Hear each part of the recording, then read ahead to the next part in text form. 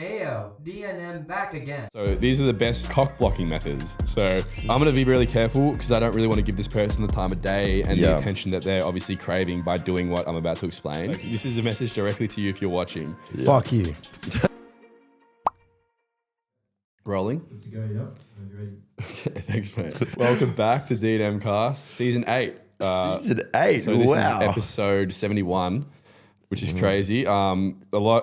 This is obviously a shorter season as well. We'll just put that out there. We've got six episodes leading up to Christmas. Last one's like a Christmas special on December 21 or some shit. So I'm excited for like all the Christmas pranks we could do. Yeah. Like we should dress these up as the Grinch and like steal like kids' presents or something. yeah, well, I think that's still an option. Like we're just gonna have Diezel dress up as like either Santa or the Grinch and just go terrorize the public. That was gonna be the season like launch campaign, but we just didn't have enough time to plan it. It's like, have you seen that?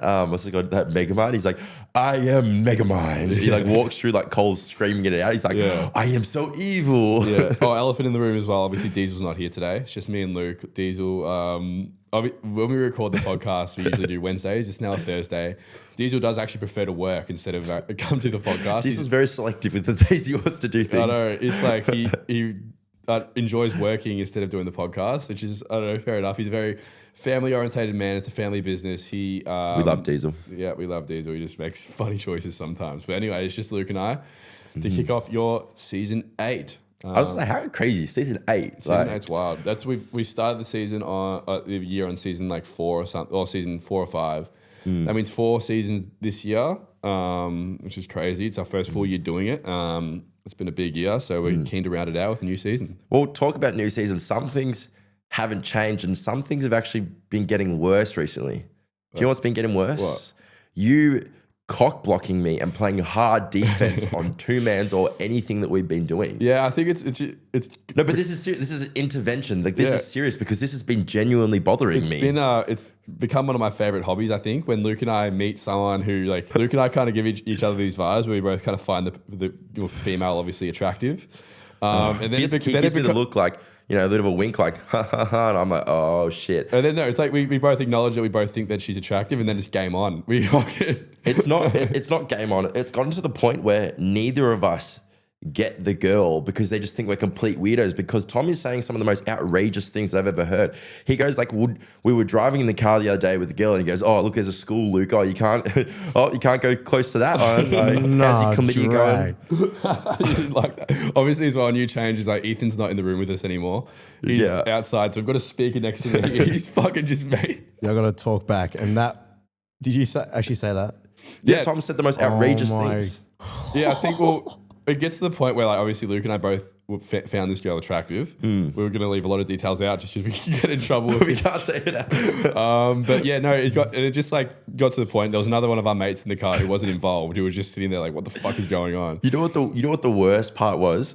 I was talking to the girl and Tom saw that I was outperforming him. We were talking together. He saw that I was outperforming him. So he just goes, oh, Luke, how's your girl going? Are you going to ask her to be your girlfriend in front of her? Because he knew that I was outshining in the two-man. Yeah, he knew I it. had to fucking even the score, mate, even the scale, and that worked. She was like, oh my God, yeah, true, because she knows the girl that Luke's like been posting with. So it was a fucking win for me. Obviously, I've been, doing a bit of cock blocking lately, and I have found some methods that are effective, and these are my most effective cock blocking methods. Really, So I think you need a full intervention. we'll go line for line. So you got the list here.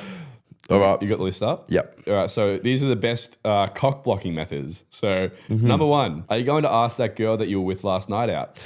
You used that one the other day. Yep, use that. That's effective because obviously it gets a bit of doubt in the mind about doubt in the mind. the exclusivity Once of the doubt's situation. there, it's oof. Yep, exactly.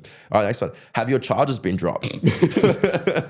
Just nice and effective. Get a bit of uncertainty in the mind about who the girl's actually with, whether she's with a fucking criminal or a normal person. Literally, next one. I won't drive too close to this playground, given your history. Oh, now that is just crazy. This just leaves the door open because you said given your history, which is like you haven't specified why. Like you might have just like had a bad accident at a playground, or you could just be like a fucking What?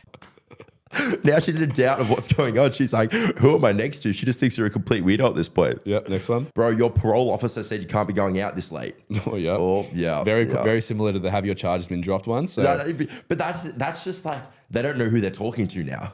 yeah. Like now they don't know who they're talking to. Oi, bro, bring up your ex. Not the most recent one, your favorite one. Oh, that's just like That would hurt. shaming. Imagine that. Imagine a girl talking to you and you're like talking about like past relationships and she goes, oh no, that's my favorite ex. Yeah, That's nah. like, fuck off. Don't say that shit. Or like, oh no, that boy was my mum's favorite. You used this the other day. He goes to me the other day. Tom goes like, we're out with some girl, and he goes, oh, like, are you gonna ask that girl out that you were talking to? Like using that, like those roles. No. You can't be doing that. Are you with? Insert a random girl's name. Again, that's 4 nights in a row. This is effective if it's the first date. So if your mate's on a first date with someone and you're like not happy about it, you want maybe to get involved, you can just drop it like a random girl's name. That's 4 nights in a row. Obviously, it's the first date, so it couldn't have been the same girl. So like the best one is like making a fake girl's name up, being like, oh, so you were Samantha again? That's 4 nights in a row. And then the person's like, oh, who's Samantha? I don't know. Who's and then defensive. the guy looks guilty in front of the girl because he's like getting all defensive and shit. I mean, he genuinely has no idea what the fuck he's talking about. First phase is denial. All right, next one. Have you told her about the incident yet? Ooh. Lots of a bit of a leaving Mystery. it up in the air. The incident could refer to lots of things. So, you know, that's I believe your mate with a bit of explaining to do about this supposed incident. He won't know what the fuck you're talking about. I'd say normally being mysterious and leaving like a little bit to the imagination is a good thing, but not in this sense. Yeah. Yeah. Anyway, those are some of our most effective cock blocking methods. Trialed and proven these are the most effective because Yeah. Tom does it seriously, and this has called for an intervention for Tom's cock blocking. No, I think it's funny. Luke and I, it's really funny. We meet someone, we meet a girl, for the first time. We both give each other eyes, like we both find this girl attractive. We have similar and then types. to be bang, fair. it's a fucking competition, and whoever can fucking get her pissed off the most about the other person wins. So it's a good game. I recommend you try it with your friends. Oh, fuck, Who's winning at the minute? Me, I'm winning. Yeah, Tom. I'm too creative. I get real creative. Tom's been winning lately. There was recently there was a particular person. I was like talking to her. So I was Tom. We're like, all right, let's see like what happens here. Blah blah blah.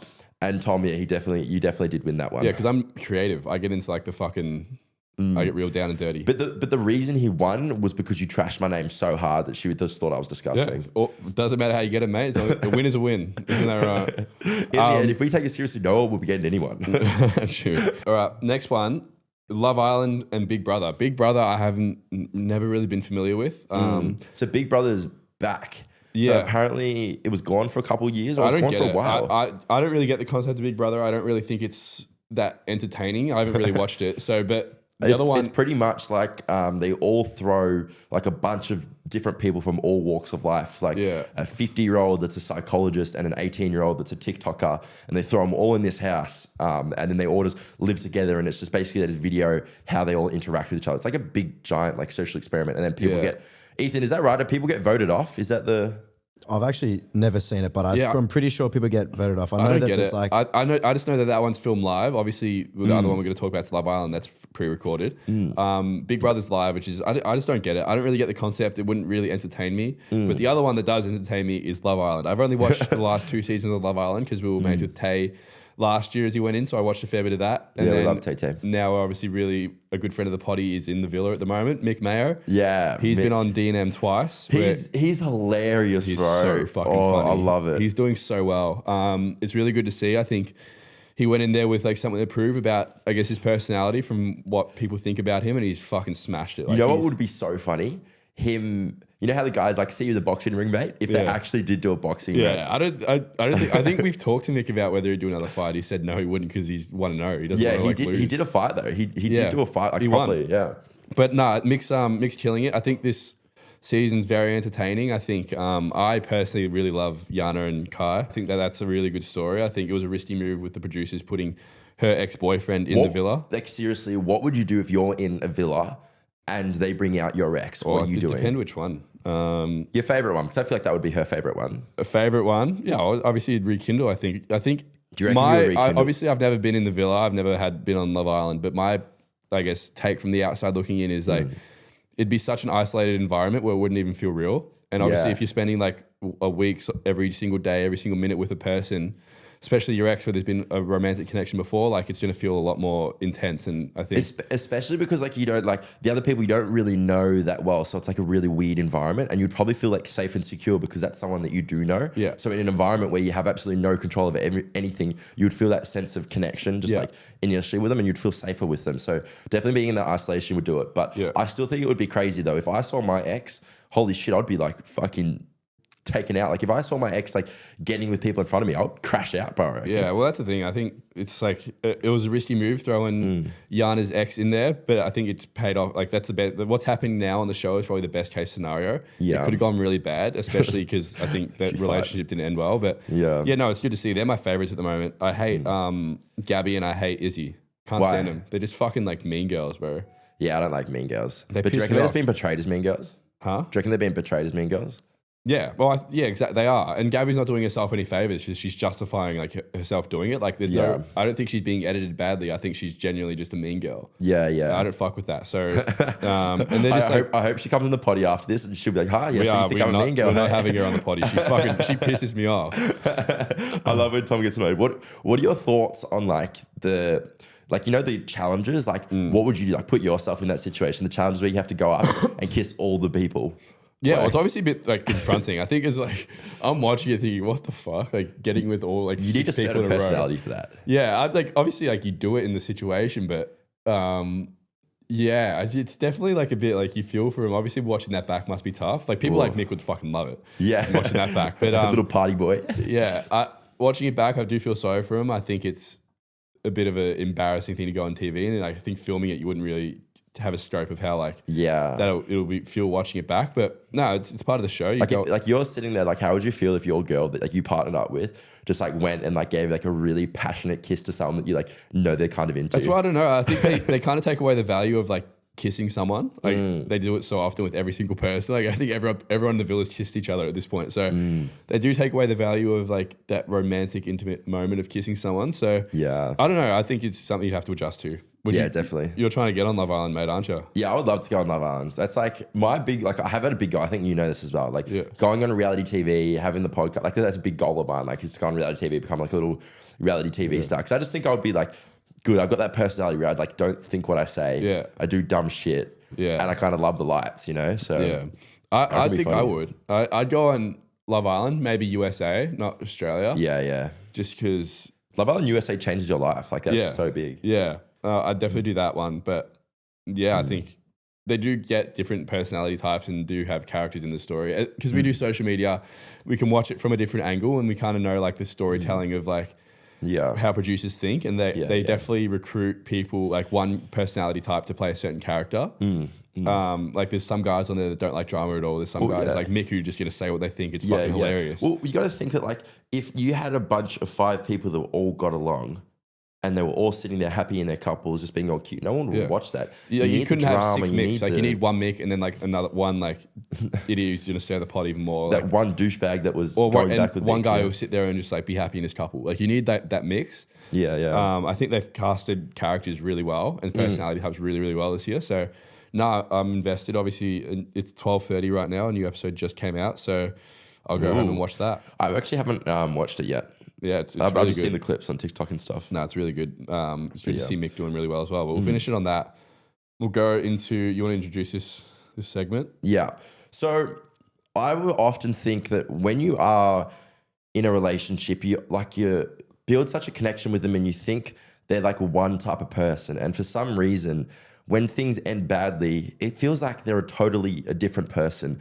And I've been noticing recently, like, people showing their true colors to you. And I've had like a few people in my life, friends and other people, it's just like, as soon as things don't benefit them, they show their true colors. Yeah. And that can be like so dangerous. But like my brother, he's going through a breakup right now. And he's definitely been struggling with it. Like I know that, you know, he was like really close with his girlfriend. And he always says to me like, it hurts more because it's not who I thought they were. And it's like, wow, someone can put on a front for so long because it benefits them. Yeah.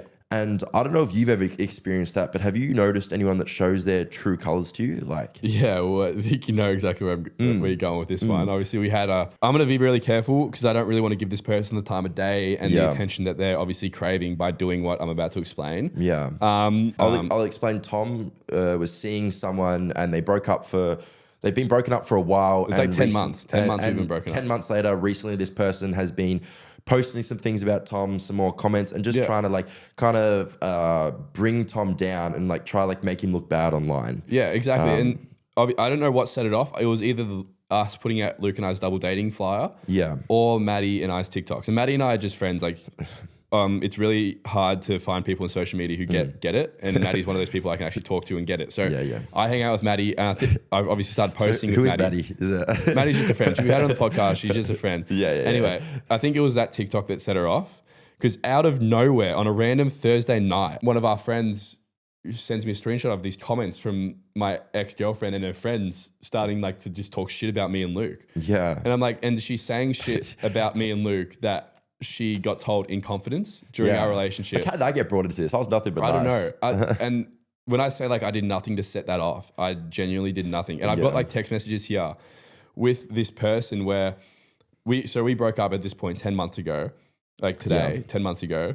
And the previous time that I'd spoken to her before she went on this rampage was 6 months after we broke up. And she like messaged me at 3 a.m. asking, can we talk? I'm going through a panic attack. And I like calmed her down, and that was the previous time we'd spoken before this. So we had no communication, and out of nowhere, now 10 months later, she wants to start like talking shit about me online. Obviously, I don't know if she's doing it for attention or like she just got drunk and just started acting like an idiot. Either way, it's not acceptable, and it's really good to see her true colors. And once again, it was interesting to show that like you prove your character. When she was really needed someone, she reached out to you and you helped her. Yeah, exactly. She reached out to me at like 3 a.m. and she was having like, I'm having a panic attack. How do you like deal with all the pressure of social media?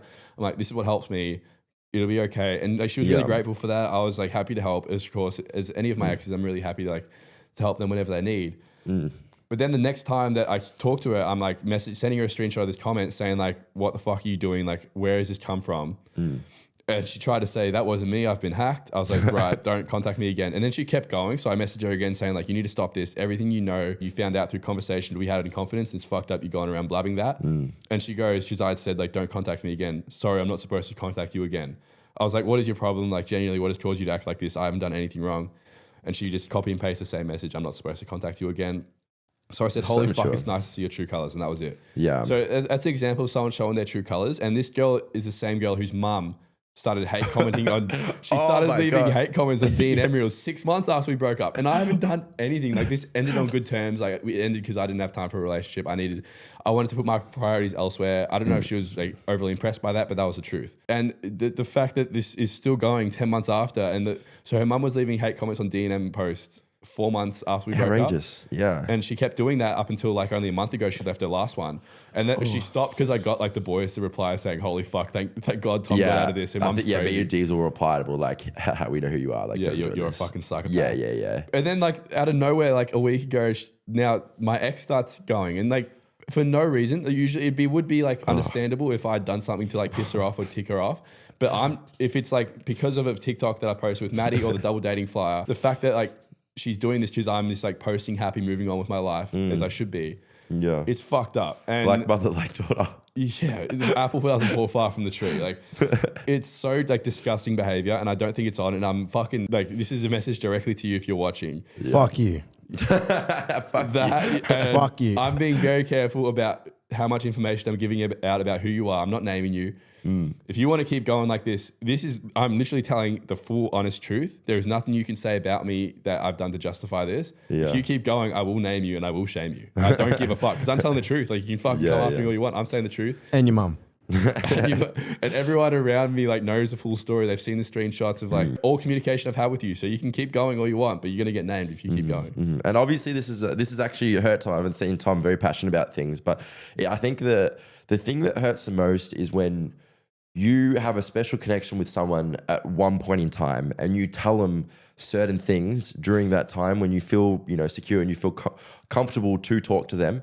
and then they use that information against you. Yeah, this bro. is where trust issues come from. I know that, and that's why I have like trust issues in terms of like what I tell people about myself, and I'm very like reserved and Yeah. now, especially now because of this whole fucking charade that my ex pulled. You- But like it's like an unwritten rule in life that when someone tells you like vulnerable information in confidence, you don't go blabbing about that, no matter how much you hate the person. Like, it's like the worst kind of like backstabbing you can do. 100%. I don't fuck with that at all. It happened. Remember, it happened with my ex-girlfriend. Remember early on, you stuck. I got the photo of it on my phone, and you stuck the I roof remember finger. that. It was I can't remember very what early on in happened the podcast. Obviously, your ex wasn't happy to see us doing well. Yeah. She starts like telling people all this shit. And then she Same got pissed thing. off because we responded. Yeah. And then I was like, look, if you don't fucking talk shit, we won't need to respond. It's simple as that. That shut her up temporarily. She fucking doesn't shut the fuck up. Hasn't anything yet because we had the exact same like a very similar situation to what happened now. I dated a girl for a while, and then after I started doing the podcast, she went on. Or after I did the podcast, started doing well. A lot of things in my life changed. She then started going crazy and posting, random shit, posting these TikToks and stuff. She started reposting my TikToks, like trying to like get in my head. I'm like, bro, I don't care about you. I don't even care what you can repost Used my your song with her boyfriend? I put a song out and she used it with her boyfriend. I'm lip syncing the words to my song, so Luke's best mate. That boyfriend, bro, you're sitting next to your girlfriend while she's using her ex's best mate's song. She fucking still loves Luke, bro. Like, you must feel like shit. And it's fucking such an embarrassing thing to do. When people act like that, especially ex-partners, it's fucking embarrassing. That was wild. And it's just not on. It's like it's like a canon event for everyone who like starts doing well or like starts seeing a bit of success. Like people from their past come back and try to fuck with it. Like they don't like 100%. to see it. I did actually do. I was a little bit toxic on the weekend. One of my good mates that we were friends during the whole school, he saw me again. He still follows that girl on TikTok or something. Yeah. And he goes, oh, by the way, have you seen all the reposts recently? I was like, what do you mean? She's like, oh, they're all directed at you, by the way. She was like, oh, finally got a man that has a 9 to 5. Imagine your ex posting a weekly dump. So I posted, imagine your ex posting a weekly dump with like this emoji, like where you're hiding, just stirring the pot. It's like, oh my God, have you seen your ex from 2 years ago's recent TikTok repost? No, I fucking haven't. I don't give a fuck. Yeah, I'm like, why would I get it, bro? And the fact that she's still reposting about you is very telling about who like is mentally winning in this situation. Like if you're still reposting about your ex and evidently sending your friends out to see whether you should send fucking spies to check whether you've seen it or not. Like fucking like seriously, wild, get over yourself. We don't. Luke doesn't care about his ex from 2 years ago's repost or at all for that matter. So get the fuck over yourself. Stop using my fucking sounds. And, bro, I'm fucking Tom's on a rampage I'm today. trying to work. He's on I'm a fucking rampage. sick of it. Like that whole thing because it happens in we can shift the conversation into like friendships. Seeing true colors in friends. It's happened fucking recently with us. With with someone we're like friends with. I don't want to go too much because I genuinely do understand like what this person is like, how he is. No, I understand. He's one of my best mates. He's probably one of your best mates too, in a different lighting sense. It's like it's when you stop like because personally I've stopped going out as much. Just because I have goals I want to hit from a business point of view, and going out and the alcohol and other stuff is a barrier to that. So there's stuff that like I've identified that I need to like kind of cut back on to hit my goals, and which is great. And which is I think that should be like celebrated, but it's definitely put a divide. I think because these people I don't see anymore because I'm not going out, and these people I only see when I'd go out are like, oh, what the fuck, I haven't seen you in ages. It's just like, yeah, I'm kind of like being selfish and putting my own goals ahead of like a party or like a event or a night out. Yeah, I think and I got randomly booted from a group chat. I have a group chat with like 6 of our best mates that Tom was in as well, which is also like your best mates as well. Exactly. And he got booted randomly. He didn't make the cut for the week. Yeah, and I messaged the bloke. I was like, "What the fuck's this about? Like, what are you doing?" And he goes, "Oh, like, I just feel like you don't really make an effort to see any of us. Like, blah blah blah." I'm like, and I was ready to flame him, being like, "Bro, like," but I explained to Tom how he is. Yeah, like, I know how he is as well. So I didn't flame him. I just said, "Yep, that's fine, whatever." Yeah. Don't like if that's how you like you want to be. I don't really agree with it, but that's fine. Yeah. Don't really care. But it's interesting to see like if you stop going out in like social settings, there's certain people who you don't like see anymore. Yeah, I know. So it's like there's going out friends, and then there's friends like you see 100%. for other reasons. So like, it's interesting to see. I have the same, like, because obviously, I go out a lot because I like film a lot at clubs. I make a lot of TikToks going out. It's kind of like where like I'm shifting a little bit my content, like a bit more lifestyle of like going out and stuff. And I've noticed I've got friends that like just like specifically the club scene. Yeah. That I'm just friends with. And then I have friends outside of that. But it's like so true that some friends you only hang out with when you're drinking. Yeah. You know what I'm saying? So as soon as you stop drinking, those friends are gone. Yeah. But also going back onto relationships and stuff like that. I've noticed, like, how do you figure out who's a good person? Like, how do you, when you've met someone for 2 weeks and you think they're a really good person, how do you show their like true colors? And I've wrote down a little bit of a list that I think about just subconsciously to whether they're a good person or not. I kind of judge them off that. Yeah. I don't know if you can relate to any of these, but you can relate to this. But this is a little like a little list that I made. I really believe this is number one. How they treat you when you're angry. I really believe that someone When they're angry or you're angry? when they're angry, how they treat you when they're angry. So when they're pissed off, how they treat other people. Because I really do believe that people can put a facade on when everything's smoothly and they're nice, but when something goes bad, like say some sort of stress in their life or they're angry at something, that's when their true colors shine. Yeah. And like that's when like they will, you know, either act out aggression or that's where you kind of really find out. So it's like that is something to look at. I don't know if you've experienced that. Well, I think obviously emotions come out and then like a different side shows. It might not be their true colors, but it's a side that you might see for the first time and not it'd be completely throw you off the person. That's interesting how you say it. It's like a different side. Maybe it is them, but it's just like a different side of them. It's like, I don't think like true colors to an extent, but it's like a new side to them that you've like unlocked, like that you haven't seen yet, but you've now seen, and it can either make or break how you feel about that person. That's like a true, like that's an interesting point is like, is it true colors or is it just a side that you haven't seen of them? Yeah, well, I think it's just, I don't think anyone's true colors come out when they're angry for a sense. I think emotions obviously do play a role in who they are as a person, but I think it's a new side that you've seen. That obviously it's like technically true colors because it's a part of who they are. Yeah. But at the same time, it's temporary. Emotions don't last forever. On that anger thing, I've seen a lot of times where like someone might treat you differently while they're angry, but what do you think about if they're like angry and don't treat you the best in the moment, but they know that that's not a good quality and they know that that's where they need to improve. So that's sort of like a middle ground where they know they want to be better and they know they want to change, but they still treat you badly. What do you do in that situation? Self-awareness and being able to apologize is also a really key thing, which is another point that I have in here.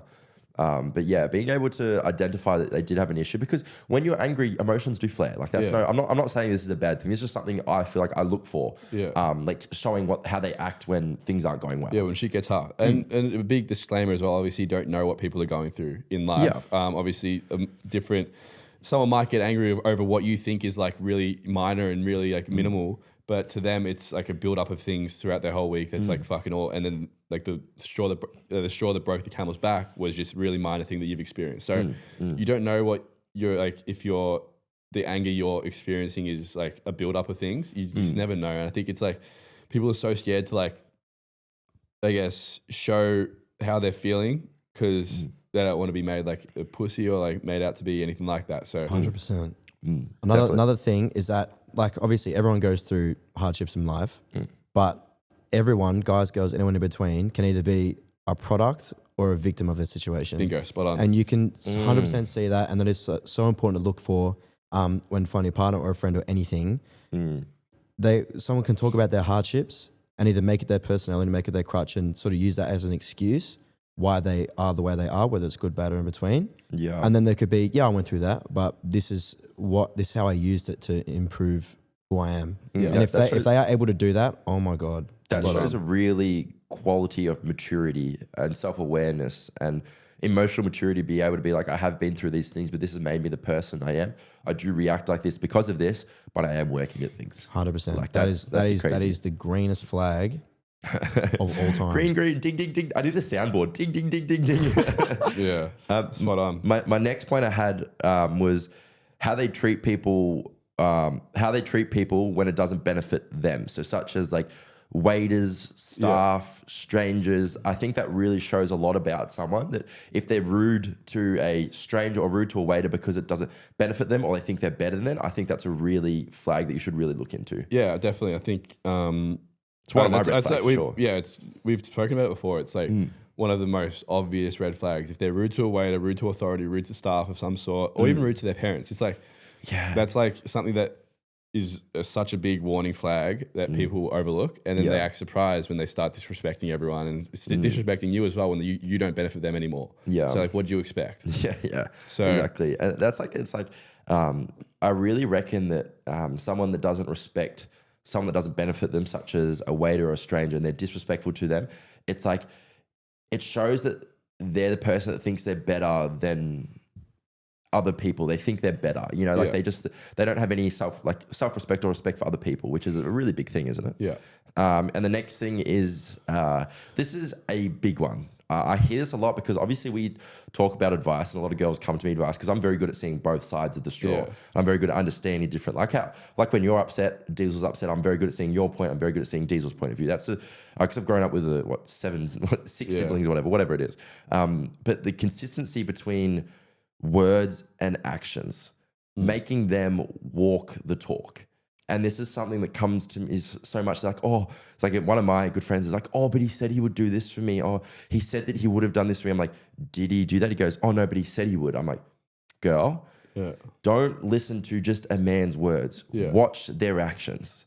Like literally, like make them show you what they want. Don't just talk about it, you know, don't sell the dream. Like, and that's where you can like be like, look, they've said all these things and they've done nothing. They don't follow through with their things. Yeah. What do you think about if he wanted to, he would? Yeah, if he wanted to, he would. You believe in that? It's so true. Like, yeah, I agree with if like the whole concept. If he wanted to, he would. Yeah, but there is like a bit of a like lining or like a like it's a very fine line. You know, there's some things where it's like you have to understand that maybe like, there's certain circumstances that are preventing, but like may not seem as major as like someone, but like you know what I mean? Like, Because quite often pride gets in the way. So say like exactly. if you wanted to take a girl out in the week, but I don't know, you couldn't afford petrol or something. You're not going to go, sorry, I can't take a dinner this week. I can't put petrol in my car. You're not going to say that. You're going to use some other excuse, and then it's exactly. Like or you're just not going to say anything at all, and that leaves them thinking like, oh, like if he wanted to take me out, he would. Exactly. So it's like it does happen, but yeah, honestly, if you do want to do something and you're able to, just do it. Yeah, I think it's different. I think we're talking more in the sense of like they have the ability to pick you up and go dinner, and they don't do it, but they said they would. I think that's the thing. False promises. Yeah, not false promises, not the idea that they're actually struggling and they really do wish that they could do something different. Next point is I've noticed a lot, especially in relationships or friendships, whatever, how they respond to your success. It's very important to let people in your circle that bring you up and are positive around you and your success, and don't undermine you or secretly hoping bad for you. On that though, that it's very important you're not surrounded by a bunch of like yes men. It is like obviously great to hear people giving you flowers, people celebrating like your success, which is you need like a healthy dose of that. But then again, if you're surrounded by yes men, like you're not going to be checked enough, and you're going to start doing shit that's like fueled by delusion. You do need people checking you. You do need people. That's why my friends are really good. Donald Trump shit. Yeah, you need like people who are checking you and who are like telling you the hard truth. Because sometimes like no one's perfect, and like there's gonna be shit that like I do. I'm gonna use my friend's example. There's gonna be shit that I do that I think's amazing, but my friends are like, dude, like do not do that. Like, and they're looking at it from a different lens.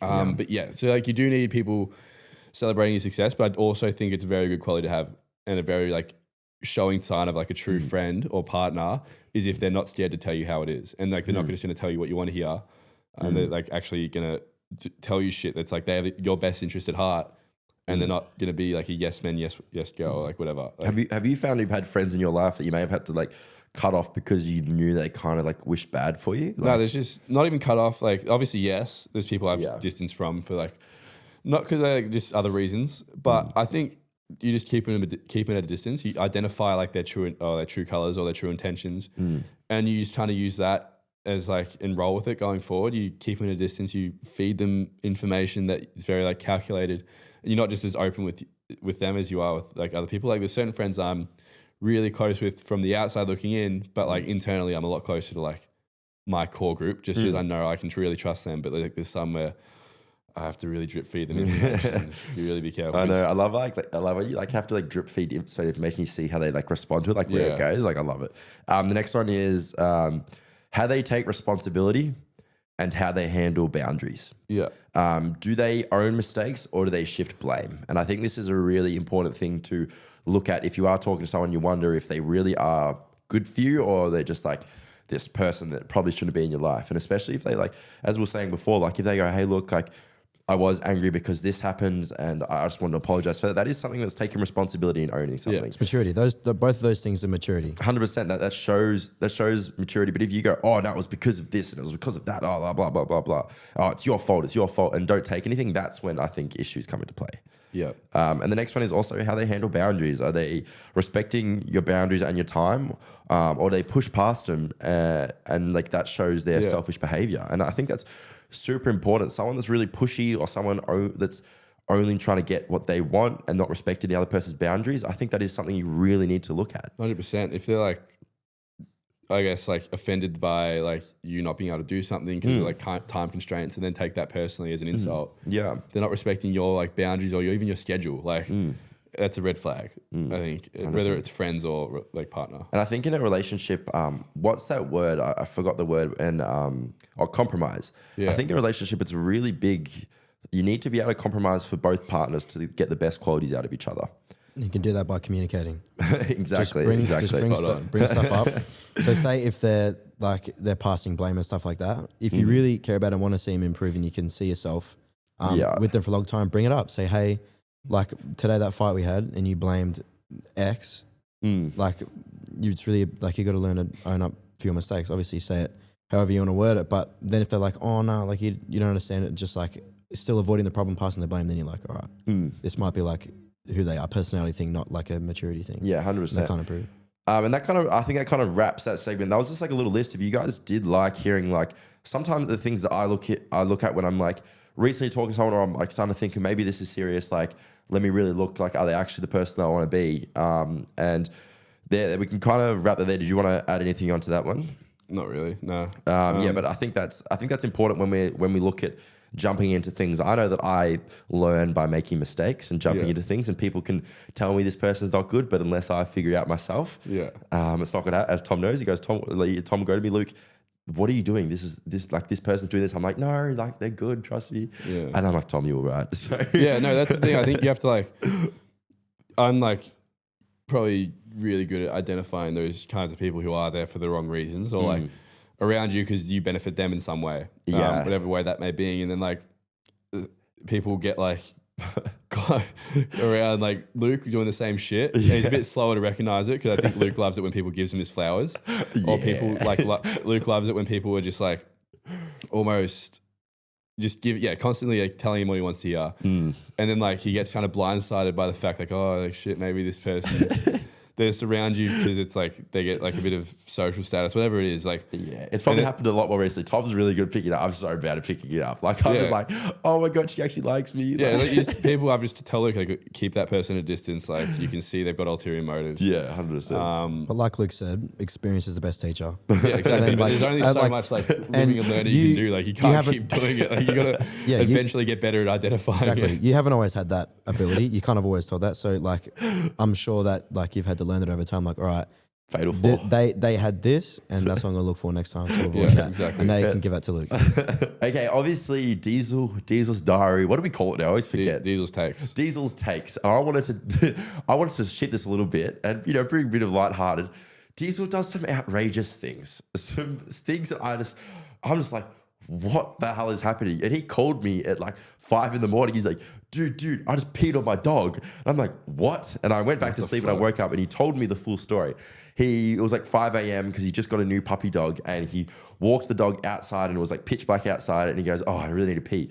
So he's like, he just like starts peeing on the grass going, oh, like not even thinking. He looks down and his dog's underneath him like, Oh, that's fucked up. That is fucking disgusting. Drinking it. Yeah. The dog was drinking his pictures, peeing on the dog's face. That's fucking disgusting. Anyway. What? And he had to wash the dog at like 5 a.m. in the morning. Yeah, that's fucked. This is why Diezel's a bad dog owner. All right, that was my little gross take on Diezel's takes. Jesus Christ. But yeah, the next one we can go back in this. I'm like a little bit on the fence with this. I don't know if you are too. But do you believe in second chances? It depends what setting.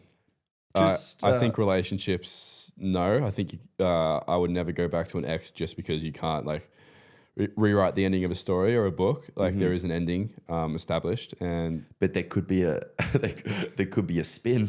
sequel. There could be a sequel. Yeah, I don't know. It would have to be an extraordinary circumstance for me to go back to an ex, especially like at the moment. Yeah, I don't know. I do believe in second chances in life, though. I think everyone deserves like. I think people can change in terms of like a more broad life setting. And if someone's made a mistake when they were like young and they've like changed like the way they are, I think people definitely deserve second chances. And I think that ties into like cancel culture really well. What if it's cheating? No, that's relationship. That's I think once a cheater, always a cheater. Well, I had the saying here: once a cheater, always a cheater. Do you believe in that? I think no. I don't think there's ever a valid excuse for cheating. I think it's fucked up. Yeah. And yeah, I don't think it's acceptable. I'll never tolerate being cheated on, so I don't think anyone else should. Yeah, I'm a little bit on the fence. It's like, do you believe in second chances? Are definitely in a relationship. In my experiences, like just my personal experiences as a 21-year-old, I've never experienced someone that did me wrong in a relationship, came back and then did me right. Yeah. I can't tell you there's been one time where someone's come back in my life and over time they've then changed and become a different person. I don't think you can fall in love with I really don't think you can fall in love with the same person twice because they are so different and there's some parts of the same, if that makes sense. Yeah. But in senses of like friendships where people do own mistakes, I think people can grow and they can change in that sense. Like, I know, so like in that sense, like, what's like a sense, or like, what's a situation that we can like relate it to the audience for them, like where you believe a second chance is like valued. I don't know, someone made a mistake in a friendship, was talking shit, apologized and said this is how I was wrong. Yeah, potentially. Yeah. It's very situational. It's at the end of the day, it's situational and it's personal. So people are going to think different things about their own unique situations. It's up to your judgment at the end of the day. We can tell you all you want, but it is up to your judgment internally. I wouldn't take external advice on that just because of how personal the decisions can be about giving someone a second chance or giving like a relationship a second chance. Like that is completely intrinsic. There's no extrinsic advice we can give you to like help you influence that decision. Like there's no right or wrong. It's like however you feel. 100%. And as long as you're putting yourself first in every situation, that's paramount. I like it. Also, you want to wrap that there? Wrap that there. I have a little thing, Tom. I don't know if I should be worried or not, but I was like talking to a girl a little bit, but not really. We're just friends. Or but maybe we are talking to each other a little bit. But I've said we're just friends and I don't know anything. She went to Thailand. Yes. Should I be worried or should I not be worried that she's in Thailand right now? What? This guy's like, oh, I don't know. Should I be worried she's in Thailand while he's posting fucking Instagram thirst traps with another girl? Oh, I'm just saying, should I be worried or not? I think she should be worried nonstop about you, mate. No, I don't think you should be worried. The girl is like, I think pretty trustworthy from what I can tell. I don't know. Maybe like, I know something like you guys like don't. It's like, fuck it. Should I be worried about the girls' Thailand trip? Yes or no? I don't know. Well, maybe because it's not Bali, you don't have to worry as much. Bali's a bit different. When my experience, we didn't see many like Aussies when we were in Thailand. Yeah, lots of Russians. We were just Russians. Yeah. And then maybe she can get a Russian man. Yeah. That'll be all right. Something I wanted to go over. Yeah. What are your boys' thoughts on university? Is it a scam? Ooh. I'm very passionate about this. I have my own, like, I'm very opinionated on this, sorry. So I think I'm a university student. I've been there at uni for 4 years now. So I'm very like... Contrasting, I deferred the first day that I went. Yeah. So I'm very like, I guess, in the loop about how I'm very like aware of how I feel about uni, and I've lived experience of like 4 years of university. So I did a bit of research. So 80% of uni grads in Australia at the moment are employed, and a similar portion believe that their degree is relevant to their job. I think that's going to drop as time goes on, just because like my lived experience is that a lot of my like uni classmates who have already graduated, because I took a year after third, so a lot of them have already graduated. They can't find work in the industry. Like they're like applying for like 500 jobs, getting interviews for like 10, and then getting rejected 10 times. Like it's, I don't think university is as beneficial as people make out. This is my opinion. I don't think 18-year-olds freshly coming out of school should be forced to make a decision about what course they're doing straight away. And I also think that university isn't as valuable as what people or teachers preach at school. Based off my like experiences in life, I've learned so much more by like trial and error. Like I guess my own internal research that I'm doing on the internet, and like because I've started businesses, I've started like all this stuff, and I'm studying business, and I've learned more about business from my own I guess ventures and doing research on like the aspects that actually matter. Yeah, 100%. Not like all right now. Uni really teaches you how to be like a fucking CEO or teaches you how to be like a fucking financial officer. Like it doesn't really teach you about entrepreneurship because many entrepreneurs like drown out uni. Like, I think I have 2 points to, contrast your points. I believe uni is good in the sense that I believe that everyone should keep trying to equip themselves with skills as they go in life. And I think uni is good for that sense that you're always trying to equip yourself with skills. You're always constantly learning. I think that is really good because you're always trying to learn and grow. Yeah. So I think that aspect is really good. It's also really good in the sense that it shows people, like it shows employees that you can do 4 years of work. You are trusted. You're not going to just dip in 2 weeks' time. So I think that but in that is sense, a point. An internship is more valuable because that's like you're working for the company. You're showing you're doing company work. And it's not like, because university is nothing like the fucking workplace. Yeah. Uni is nothing like the workplace. Like you do work when you want. You're there for 3 hours or like 4 hours, 5 hours, 6 hours, a couple of times a week. Yeah. I think obviously you preface this by saying like if you're a nurse, uni is definitely necessary. If you're a doctor, uni is definitely necessary. If you want to be a lawyer, you have to go. I'm talking more about my experience in like a business course or some shit like that. Yeah. Uni is nothing like the workplace. Yeah. It is not preparing you for the workplace because you don't need to fucking write reports every week and submit 500-page reports every week. Depending on the job, obviously, maybe you do, but like, it's just not very realistic, and you don't really need to know a lot about a lot of the stuff they teach you because it's something you learn anyway at a job. You definitely, I really do think you learn from in-person It also puts you in experiences. fucking debt, like minimum $50,000 debt. Yeah. So I don't know how I feel about it. Ethan, do you have any thoughts on uni? I think that if you don't have like a clear line of like work, like you don't have a clear path, like straight from uni going to this, like if it's not clearly set, then I think you're better off just gap year like, internship or something. Yeah, that's it. Like I graduated last year and I got a lot of friends who are in uni and they're enjoying it, but I went straight into work, contracting, and I feel like I'm much more like experience-wise ahead. Yeah. Because like when you're in uni, it's just like an extension of school pretty much. Yeah, it's just like a little bit more free. Environment. Yeah, and you just go out and every use your weekend. phone. Yeah, exactly. It's a lot more No loose uniform. than a stool. It's casual clothes, obviously. 100%. But honestly, just do what you want. Yeah, honestly. if I could be like Just do what you 18 coming out of school again, I'd go straight to an internship. Wouldn't worry about uni. 100%. Straight to an internship at a company doing whatever, sales, marketing, whatever. Yep. You And learn like you said, it looks so better. much more than like fucking. I did a 6-month internship when I was 20 in communications because I'm studying business. I wanted to get a bit of communications, like knowledge and experience and Yeah, education. I learned more in 6 months than I have so far in my 4-year course doing a 6-month internship. Yeah. That's it. And it's more practical learning. You're learning from someone who runs their own company. You're learning from real people in the workplace, and you learn what they're looking for, how to do certain things. Yeah. And there is nothing in uni that's taught me anything remotely close to that. So It's interesting because my parents, prefaces, they're like the best people ever. Like my dad helps with like the troubled youth. He's a school teacher. He's a principal. My mum's a psychologist for a school, now has her own practice. But education is one of the biggest things for them.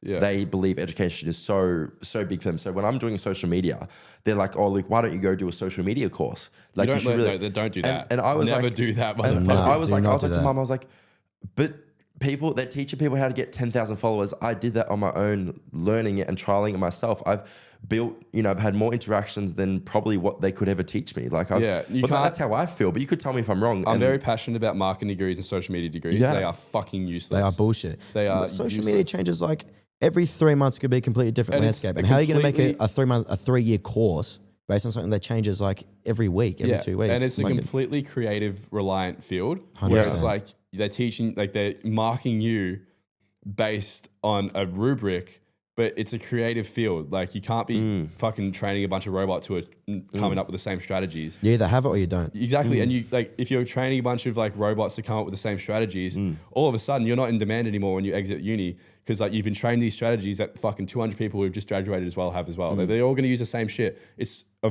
money grab. Marketing is a very creative based field. You're not going to get anywhere if you're not creative. And you're definitely not going to get anywhere if you're using the same strategies as 200 other graduates. So you can't be doing marketing degrees or social media degrees. Go do an internship instead.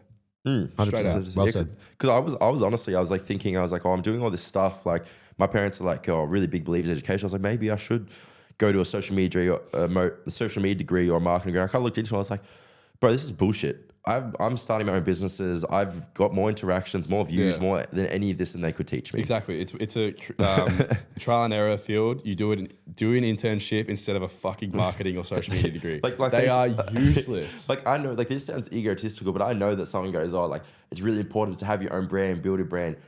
Look at D&M, look at the brand of Luke Bailey. You can't tell me that like more people would know about that than anything you could learn about. Exactly. It's a creative based strategy. We have our own creative strategies that weren't taught to us by a fucking marketing degree. They were taught to us by like our own thought, like create our own creativity. 100%. End of the day, if you're doing a marketing degree, I'm sorry, but it's useless. Drop out, do an internship. Oh, I can't say that. It's useless. Just, I think get an internship on the side as well. You're going to learn so much more through internship because it puts you to work doing like relevant, like industry relevant tasks that rely on your creativity, not a fucking rubrics. There are much better uses of your time. And not your capacity to follow a rubric. Imagine someone goes on like a TikTok, guys, D&M ruined my life. They told me to quit uni. I did it. I'm now broke, got no degree, and I'm 25. In terms of marketing degree, I'd almost preach that. I swear to God. But anyway, I've got another thing here. This is sent in.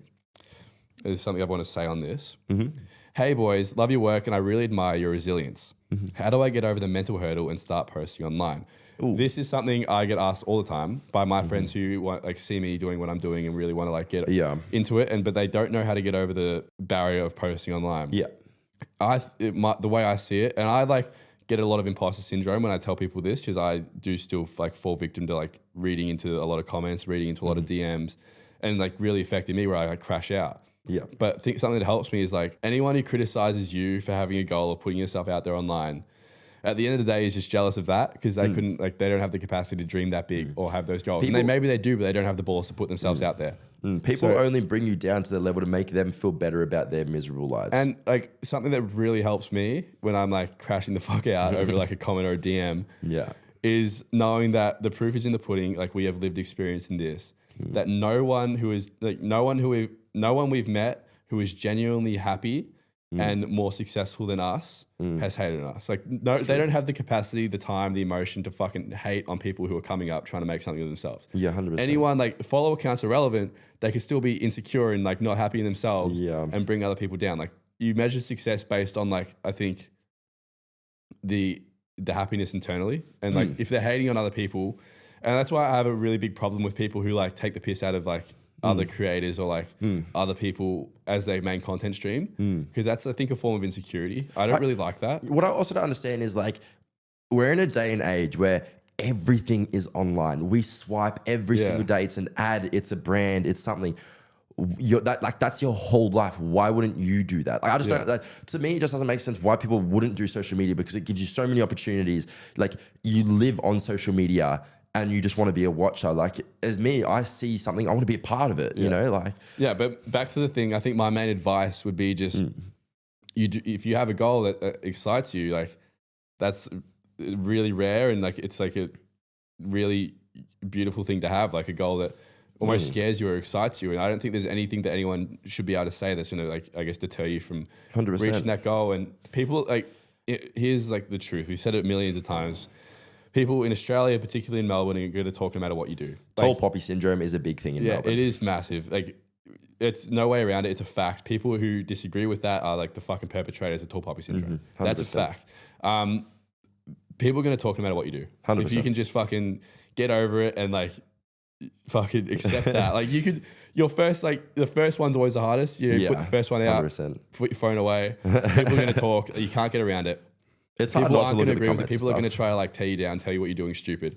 Yeah. fuck it. Like, it doesn't matter. End of the 100%. day, like, who the fuck cares? We live on a fucking floating rock. Yeah. Seriously. I think people just like, let them talk, let them say their shit. Stay true to yourself. If you're not hurting anyone, you're chasing your dreams.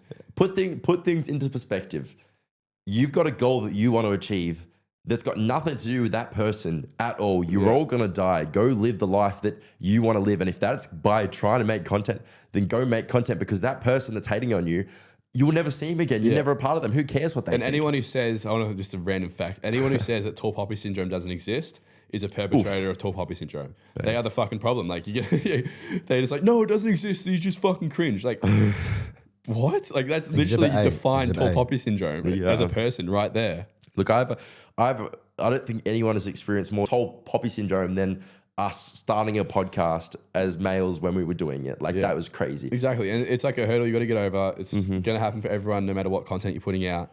Just fucking do it. Like, I couldn't recommend it more. My DMs are always open if you want to talk about it. But yeah. And a lot of the time people do hate because they see something that you can't see yet. They see that you're going to do well. They can see it even when you can't see it. So that's what motivates me a little bit. And another big motivator for haters is like, you're doing something that they wish they could, or like had the capacity to do. And at the end of the day, they don't, because they're the fucking real cows in the situation. So fuck them, bro. Jealousy is a good sign that you're doing something that they want to, but they can't. Exactly. But honestly, if you're going to take anything from these boys, is be ambitious and be yourself. Bingo. Spot on. I like it. Yeah. All right. We'll go to the next one. Big brother advice. We just got one quickly today because we are running out of time. Anyway, met this guy. He started Snapchatting me a vid of him talking to the pigeons at Southern Cross Station at 1 a.m. I respond, dude, what?